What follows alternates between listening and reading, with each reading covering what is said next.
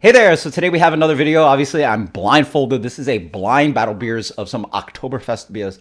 I believe these are all Marzens.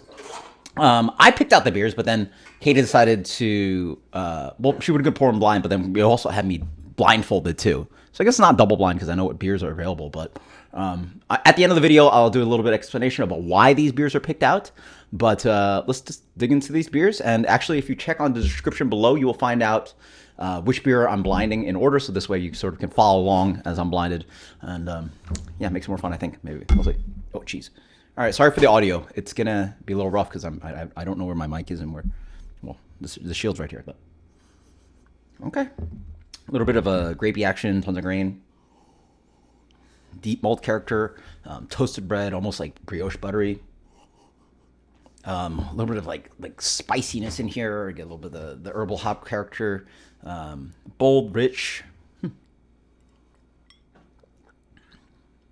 Good. Nice malty sweetness.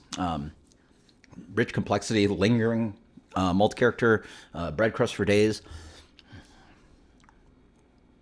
If I had to guess, that would be the Ayinger. We'll find out. Let's think of number 2. Similar aroma. Yeah, probably a little less sharp, little less of that kind of like spicy.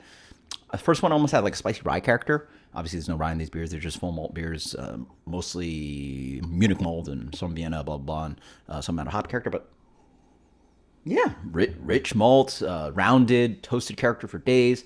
A little bit of date fruitiness in here too as well.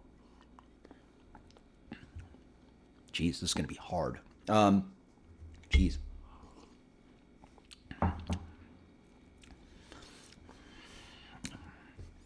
This one comes off a little less smooth. Has a little bit more noticeable bitterness to it. Maybe not as quote unquote clean. Like it does show a little bit more malt character, a little bit more hop character as well. But I mean, it's really nicely, smoothly lagered, low, fermentation character. But this one actually shows a little bit more fermentation character than the first one. This one's so nice. I like a little bit more, a little bit of complexity. I get a little bit more, kind of this like light fruit character in here, almost like dried cherry, light raisiny thing going on. Lingering bread crust for days, just straight Märzen. Very good, very good. I'm gonna have to revisit because I don't know which one that is. Number 3. This got to be the blandest on the nose. I'm not trying to swirl too hard because I really don't know where the beer is and how much I could spill. A little bit of that kind of like a grapey grain action as well, but definitely less malty. Oh, that's not even remotely close. Right? This one tastes like there's almost like a light cocoa chocolate toasted character to it. Jesus Christ. Okay, guys. I'm gonna tell you right now. I don't know about you guys, but full blind, this is extremely hard. None of these beers specifically stand out. I would have guessed that picking between something like huge, like Sam Adams, large production, blah, blah, blah, pseudo craft kind of brand versus something like Ayinger or even something smaller like Schlafly, you'd find some differences. There are differences, but to assess the quality and find which one is necessarily just, the Einheitsgebot and the best German one, for a plain palate, there's no way. There's no way. And for a discerning palate like mine, it's very hard. Like, there are differences, but even quality-wise, I can't specifically on initial run tell you which one's better. So let's try again. Jeez, this audio is going to suck. I'm so sorry about that, guys. Yeah.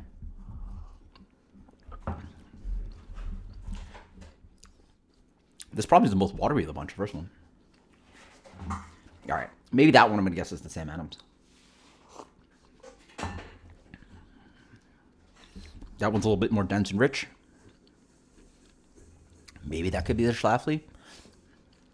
It has more rough edges to it, I'd say, out of the bunch.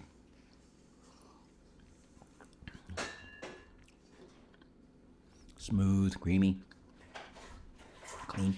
All right, So that's my guess. Ayinger, Schlafly, Fest-Märzen, Oktoberfest. Let's find out the results. Screw it. All right. Color-wise, I will say this is easily the darkest. This is easily the palest. This one's the middle. So they do track and color 1, 2, and 3 like in order. Let's go number 1 first, obviously. Number 1, I guess, was Sam Adams. Pretty good. Pretty good. Number 2. Uh-oh. Whoa! Am I correct? Am I correct? Number 3. Huh. All right. Pretty fly. I'm honestly impressed. That's very flattering to find out that my palate's that discerning. That's absolutely nuts, guys. That is absolutely nuts. I'm like super. All right, so let's dig into the explanation first, and then we'll dig back into the beers. So why were these beers picked? First, you guys recommended that I do some Oktoberfest wine, so I decided to find some. I went to the Total Wine, probably it's got to be one of the most popular ones. It's the one that's in like I mean, you guys don't know where, unless you live in Orlando, you don't know what I'm talking about. But it's the one on Colonial. If you ever go to there, by the way, I've been going to that Total Wine for years. It's in sort of the Asian part of Orlando. Pho Vin, I mean, I don't speak Vietnamese, but Pho Vin and Pho Hoa are right there. 2 apparently of the best pho places of all town. And so I finally, for lunch, got some pho and then went to Total Wine. So I've been here for like 4 years and never get some of the best pho in town. So if you're over there, get some pho. Some of the best Vietnamese food down south has to be around here. It's got to be, right? Outside of like maybe Texas has some big Vietnamese community, but definitely not New York. New York's not really known for Vietnamese food. Anyway, so I went to that Total Wine. Long story. This is all I can really find. I obviously wanted to pick a very popular one. Sam Adams is huge. I'm pretty sure, yes, all of you guys in all 50 states will probably get this Oktoberfest. This one was my pick for my favorite. When I did it, like I reviewed it for you guys just by itself naked. And then this was available, and Schlafly is like a regional sized brewery, so I thought I'd review it. And then I actually thought about getting some other ones like Palan and Hackabschor. I couldn't find any. I guess this Total Wine is super busy and just really good about rotating inventory because Oktoberfest is almost over and there's no more Oktoberfest beer. So I guess it's sort of bad news for me and a lot of people that want to enjoy Oktoberfest through October, but there's just no more Oktoberfest beer. So I don't know if they short ordered.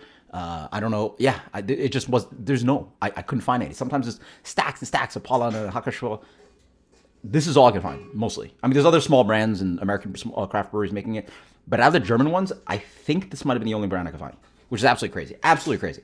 Let's dig into these beers again and sort of give you a full kind of explanation about why I got to where I got. Very smooth, clean.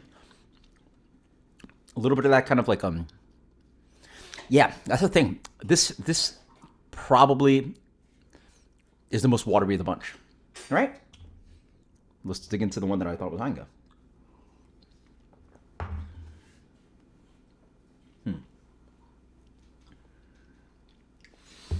The malt here lasts longer. It's a little bit more malt. It's crazy because this beer's the darkest of the bunch. You know what I mean? This beer's the darkest of the bunch, but this has the most. This has more lingering malt character. Not amplified character, but just more. It goes longer, the length, and that's obviously generally a sign of quality. The length of the palate of a beer, or just anything in general, right? Like the length and enjoyment of something on your palate versus a snap, quick hit of flavor and then it dissipates, right? So that's one noticeable thing.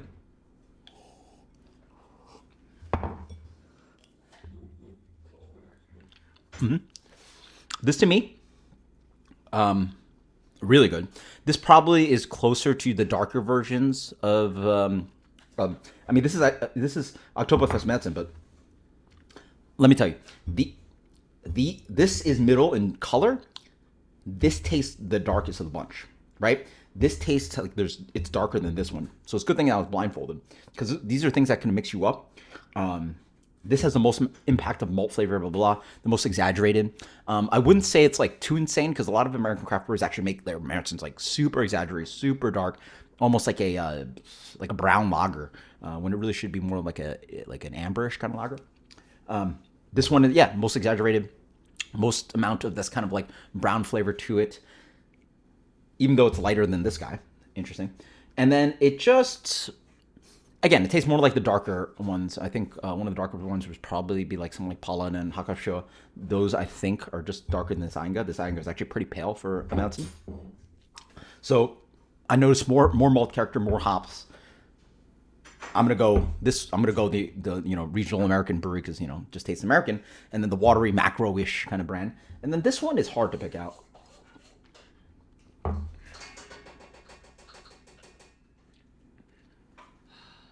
It actually tastes a lot like Fest-Bier. It almost doesn't even taste like Märzen. This almost dances the line.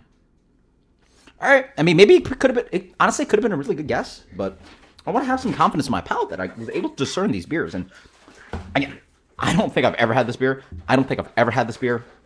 If I have, it's probably lost in my history of how many thousands of beers I've reviewed for you guys, or how many beers I've had off the channel and all of that. So it's not like I'm intimately familiar with these. And I'm not even intimately familiar with this either, even though I picked it as my favorite. I've had one bottle in the last, I probably have had maybe one bottle a year. Anyway, if you've ever seen me review it, that's all I've reviewed it. That's all I've ever had it. It's not like I buy a 4-pack and enjoy it for the rest of the Oktoberfest. I'll review it once for you guys, and that's it. So I'm not even that intimately familiar with it, other than the fact that I reviewed it for you guys a few weeks ago. All right, I'm confident in my findings. I would say maybe on a different night, I would have maybe picked them up differently. This one for sure stands out. And then these two actually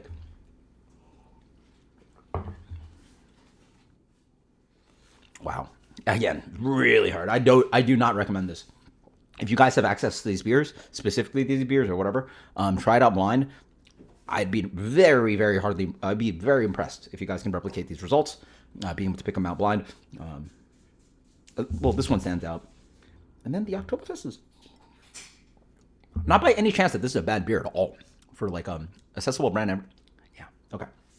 As you have it more, the palate sort of alchemates, and you notice it just gets more and more watery, especially compared to this. And then this one, it's just the length of malt flavor. And it's again, it's not even that stark.